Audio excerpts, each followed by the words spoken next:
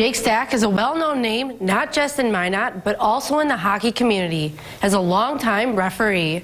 Stach's time on the ice stopped earlier this season shortly, but he's already back and doing better than ever. Jake Stach has always dealt with headaches, something seemingly normal, until 3 years ago when he fainted at work. When I was in high school and started to get older, I would have these weird headaches, and I never really thought of it, anything of it. Just thought I was a kid, you know, stressful times, going through school stuff, you know. And so as I got older, I kind of figured out once that situation at school happened, kind of figured out that something was going on. And so I went into a doctor, got some scans, and found there was a mass kind of sitting back near my brainstem.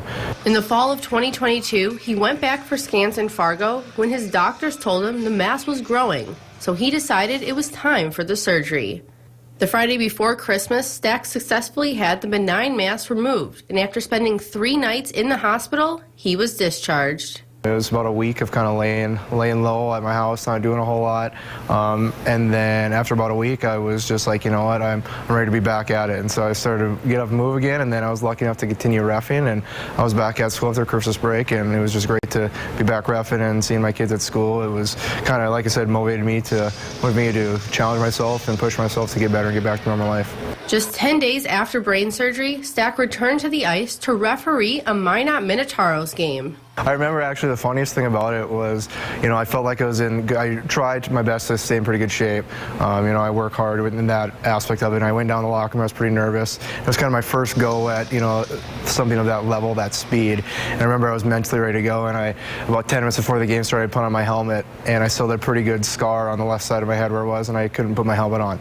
It was just the mass and the bulge was so big from the surgery that I couldn't put my helmet on, and it kind of hit me like, oh my gosh, what am I getting myself into? Stach says the nerves took over, but once he settled in, he was back to doing what he loves.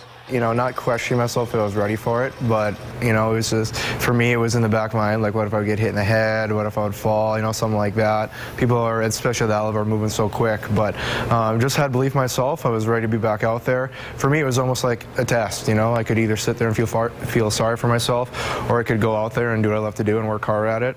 Not wanting the attention on himself, he kept everything quiet except for family and close friends. But once word spread, the support poured in. For me, the most humbling and best part about it is, but I never wanted it to be about attention or sympathy or people feeling bad for me. Like I said, everyone goes through things in life, but the amount of messages and, you know, people asking and visiting and calling, it was, I mean, it brought me, I was in tears on a daily basis for a couple weeks after, and just the amazing people in this community and the surrounding areas, from hockey, from school, from life.